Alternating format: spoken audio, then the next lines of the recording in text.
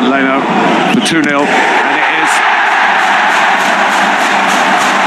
Enzo Fernández scores a penalty against Fulham after Bruno Fernández missed one. Quite a heat wave through the English summer, but temperatures have dropped nicely. No worry for the players on that count. And no high press for Fulham on Robert Sanchez, who responds by going long. He's got Liam Delap as a good target. You must have seen plenty of him with Ipswich last season.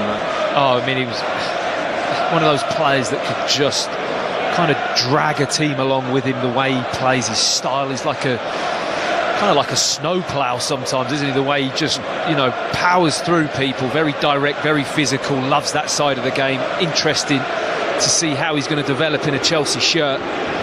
But a quick look at Fulham, and they look, I mean, they were kind of setting up almost like a back five. We'll have to wait and see as the game goes on, with Castagna and Sessegnon in those wider areas, left and right. And Tete tucked in with Anderson and Bassett. Yeah. Here's Iwobi.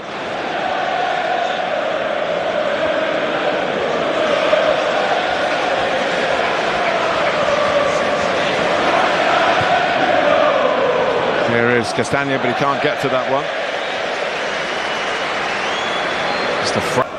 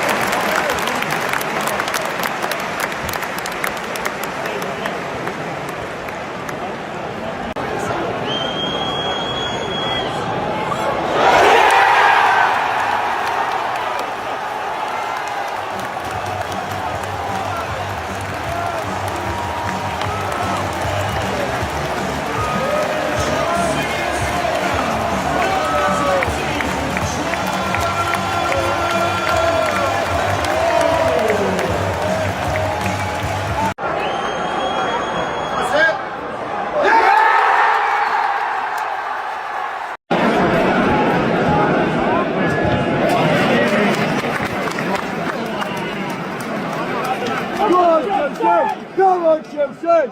Come on, Chelsea!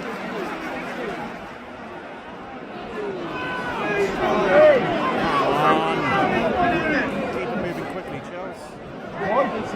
Go on!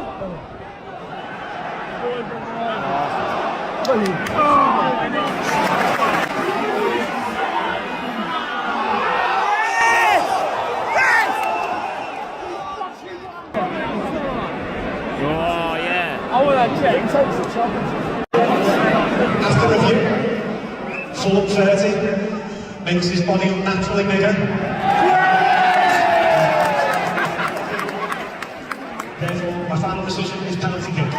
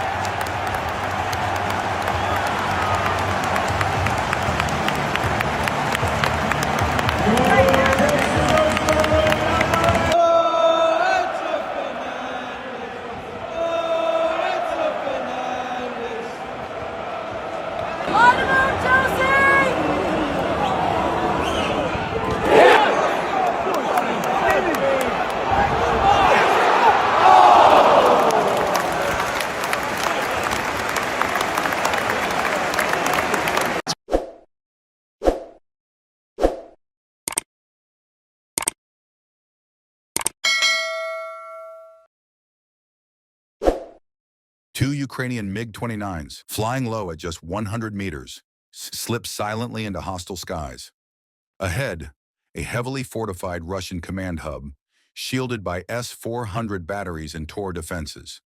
40 kilometers away, Su-30 fighters prowl the skies, waiting to intercept. On the ground, radars sweep the air, tracking every move. Their mission, eliminate the nerve center of Russia's drone campaign against civilian targets.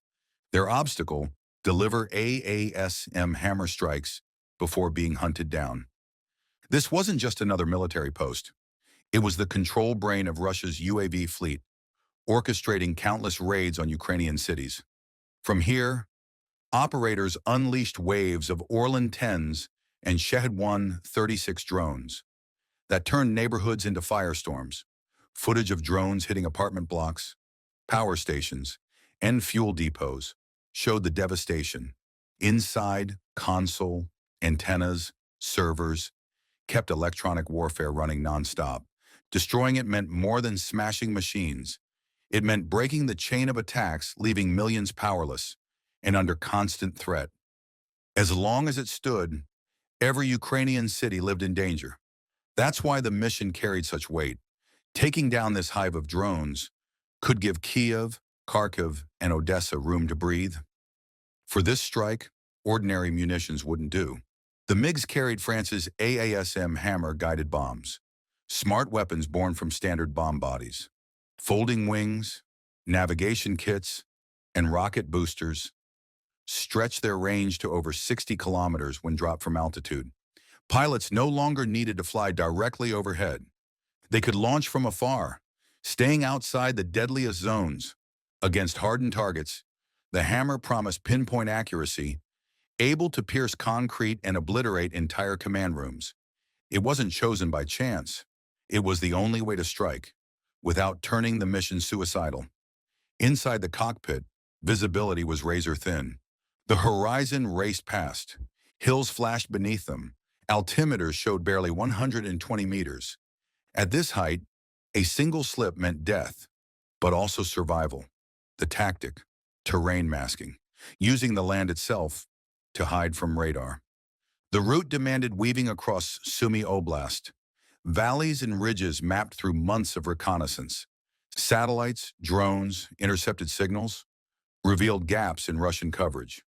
On the HUD, a digital line marked the exact path. Deviating even slightly risked a radar lock. Above 500 meters, Russian radars ruled. Below 100, turbulence and treetops could kill. Between 100 and 200 meters, that was the knife's edge. Far away, an S-400 Triumph switched on its gravestone radar. A faint return flickered on the scope. Barely visible, but enough to raise alarms. Protocols kicked in. Data streamed to command centers, fighters, and linked radars. Electronic silence gave way to an active hunt. Russia's defense network stacked in layers. S-400 for long range, Buk M3 for medium, Tor M2 for low altitude. For the MiGs, this was a labyrinth. Every radar beam, a trigger for missiles. Every second in the air. Another moment Russian operators worked to fix them as targets. But Ukraine had its own gambit. High above circled a Bayraktar TB2, not just a recon drone, but bait, streaming real-time imagery. It also lured Russian radars into exposing themselves. The TB2 had once been a symbol of defiance, but Russia had learned to shoot them down. Now, each launch was almost a death sentence. Yet every radar ping on a TB2 was priceless. Sure enough, a Panzer S-1 switched on, hunting the drone. The moment its radar lit the sky, Ukrainian sensors captured it, coordinates mapped, data sent straight to the MiGs. Each Russian radar that revealed itself gave the pilots another safe corridor. The TB2 played the pawn, sacrificed, so the fighters could survive. Still, danger closed in. The S-400 alert, combined with old acoustic detectors, picked up distant jet noise. A clear vector emerged. Intruders flying low from the southwest. A Su-30 pilot at 5,000 meters got the call. His aircraft with Bars-R radar could spot even low flyers against the ground. For the MiGs, he was the deadliest predator in the sky. In moments, chaos erupted. A hidden Tor battery fired 2 missiles. Almost at once, a Buk M3 launched its own. From above, the Su-30 loosed R-77 air-to-air weapons. Inside the MiGs, threat symbols lit up red. One pilot yanked the stick into a high-G dive. Flares burst. Chaff scattered metallic clouds. Missiles streaked in. One detonated early, confused by chaff. Another locked onto a flare, exploding just meters behind. The shockwave slammed the MiG, but it survived. The Su-30 pressed closer. R-77 screamed forward at supersonic speed. With no options left, the pilot pulled the Cobra. The MiG pitched vertical, nose to the sky, speed collapsing until it seemed frozen midair. The R-77s, expecting fast motion, overshot, detonating harmlessly. Then, the rising sun became an ally. The pilot angled his jet so the blinding light overwhelmed missile seekers. They lost lock, veering into nothingness. But survival came at a cost. Shrapnel tore the tail. Alarms blared of hydraulic loss. Still, the fighter lived, through sheer survival. The MiGs found their window, fuel low, threats still flashing. They climbed steeply, reaching 8,000 feet, just enough for hammer range. Launch indicators turned green. Bombs detached in sequence. Wings spread. Thrusters ignited, each locked onto its program path. The first burrowed into the main building, detonating deep within. The second exploded overhead, shredding vehicles, igniting fuel tanks and fireballs. The third slammed into housing quarters, collapsing them instantly. The fourth pierced a depot, sparking an inferno that consumed drones and supplies. Ukrainian drones confirmed the strike. Flames towered, antennas toppled. The command hub reduced to rubble. Only escape remained. The MiGs dropped to treetop flight, fuel nearly gone. One jet limped forward, tail damaged, but still airborne. Together they cut through hostile skies and finally crossed into safety. The mission bordered on impossible. 2 aging Soviet fighters, upgraded with Western tech, had evaded one of the world's deadliest air defense networks. They dodged Tors and Buks, outmaneuvered a Su-30, and destroyed the hub commanding Russia's drone swarms. Against every odd, they struck the core of the enemy's operations, and this was only one battle. To see another Ukrainian strike that changed the war, click the link now. Click the link now.